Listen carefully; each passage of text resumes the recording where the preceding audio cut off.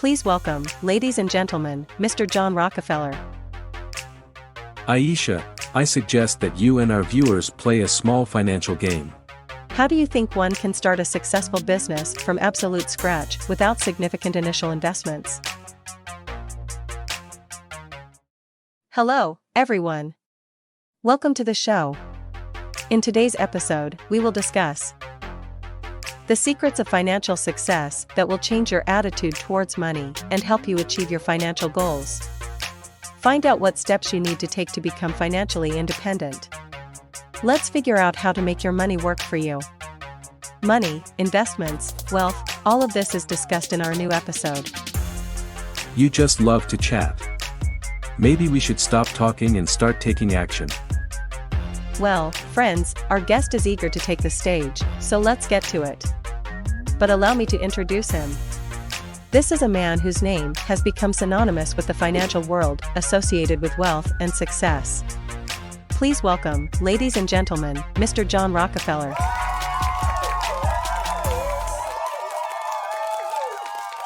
Hello, Aisha and dear viewers. I'm delighted to be here after all these years to share my experience and knowledge. I will reveal all the secrets on the path to wealth, so be sure to watch this episode to the end so you don't miss anything.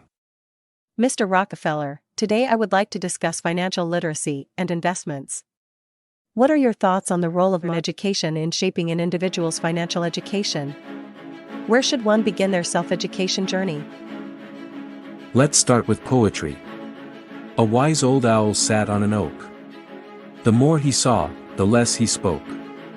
The less he spoke, the more he heard. Why can't we be like that wise old bird? There's no point in starting if you're not willing to listen. Sometimes, the best education you need is to simply be quiet. I can already see that this conversation will be extraordinary. A non-standard approach is always more effective in business. It leads to success more quickly and with a higher probability. Let's look at Elon Musk. It's hard to find anything standard in his behavior and approach to business. But we're not talking about the fact of success right now, we're talking about the path to it. What should people who are just starting out do? Aisha, I suggest that you and our viewers play a small financial game. How do you feel about that? Of course, Mr. Rockefeller. Let's get started. What's the game? Imagine you have $100. Your task is to make financial decisions and manage this money wisely. I will present different scenarios, and you decide how you will act. For example, scenario number 1, you receive a $20 bonus at work.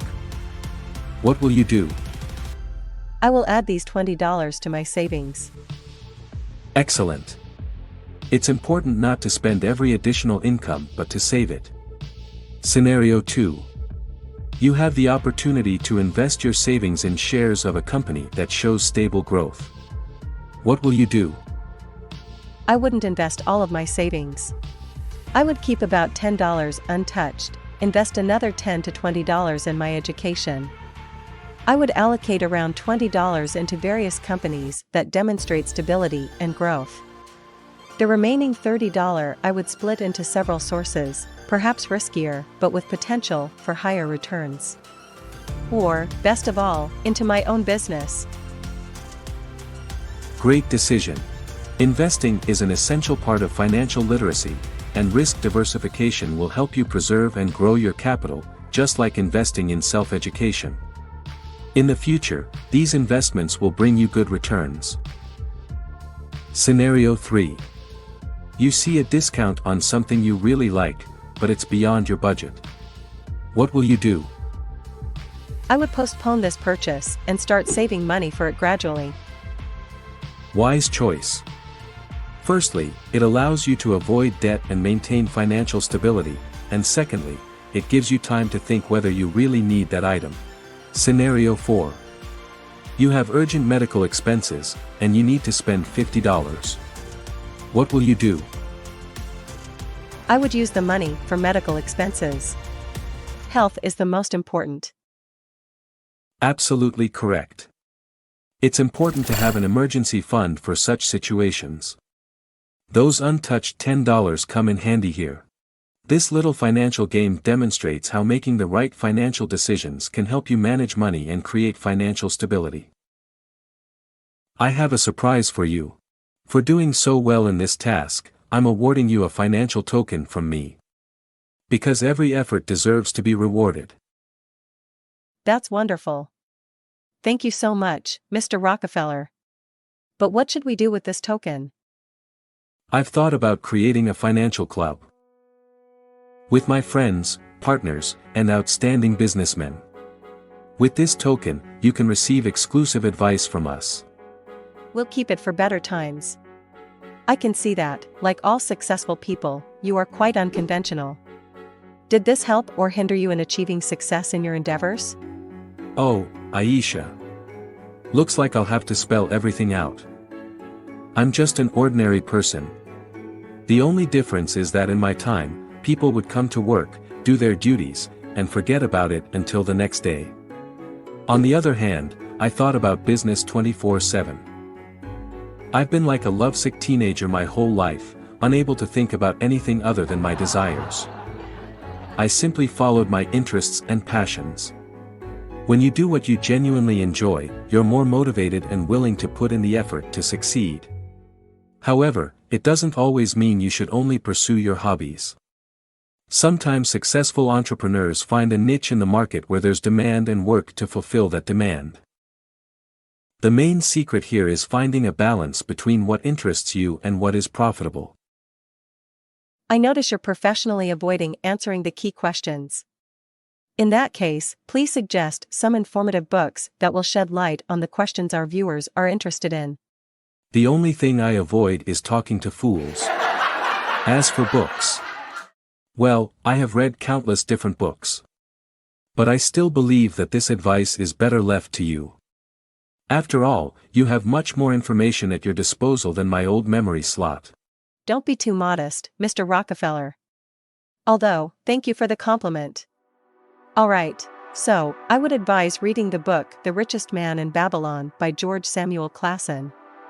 It's a financial Bible, and you'll learn everything you need to know, at least to start. I completely agree with you, Aisha. This book is perfect for those starting their journey. It can be quite challenging at times, but it's necessary. And the most challenging part is conquering oneself. How did you conquer yourself, and what set you apart from other entrepreneurs of your time? The main difference lies in the fact that I was one of the first entrepreneurs to realize the importance of long-term investing. Once, when I was a young, aspiring entrepreneur, I decided to save and invest every dollar bill I received instead of spending it on current expenses. This allowed me to accumulate capital and invest it in various projects, which later became one of the key factors in my success. And don't forget about creating passive income. Invest in sources that can generate profit even in your absence. This way, you can ensure financial stability for yourself in the future. I also actively supported philanthropic and educational initiatives. My family and I created the Rockefeller Foundation, which contributed to many educational and charitable projects. We believed that education was the key to success and the prosperity of society, and we tried to make our contribution in that direction. Mr. Rockefeller, many of us dream of starting our own businesses, but feel like we lack the knowledge, experience, or funds. How do you think one can start a successful business from absolute scratch without significant initial investments? Excellent question, Aisha. Yes, it's absolutely possible to start your own business without substantial initial investments. One way to do it is to start small. Try to find a niche where you have expertise and which requires minimal initial costs. This could be an online business, freelancing, or creating a small startup. Another piece of advice is not to be afraid to ask for help and collaborate. You don't have to do everything on your own. Find people who share your passion and vision and work together. This way, you can complement each other and save resources. And don't forget about planning. Create a business plan where you outline your goals, strategies, and the resources you'll need. planning will help you move towards success more consciously. It's important to understand that success doesn't come overnight. Gradually develop your business, study the market, and, most importantly, believe in yourself. Let's talk about how you can start your journey and earn your first money. One way to earn your first money is to start with what you do best. Develop your unique skills and abilities. For example, if you're talented in a particular field, offer your services or products to people. Your passion and skills will help you succeed. Don't forget about the market and demand, that's important for any business. But there's another method that many successful entrepreneurs use. It's about investing in yourself. Get additional education or training that can enhance your skills and qualifications. It may require time and resources, but investing in your own development often yields impressive results in the future. Don't be afraid to invest in yourself. And of course, the most obvious way is to find a job and progress in your career. That's exactly what our next episode will be about. I believe it's the most reliable way to gain not only your first money, but also invaluable experience. I want to thank you, Mr. Rockefeller, for this wonderful and enlightening conversation. We'll definitely make use of your financial tokens soon. After all, once we've learned the theory, we'll move on to practice. Thank you, Aisha. Thank you, dear viewers. Earn money, learn, and help each other. But while living life, don't forget to actually live it. Believe, laugh, dream, and love. I strongly recommend subscribing to the channel so you won't miss any episodes. Here, you'll become successful, wealthy, and free. Until next time.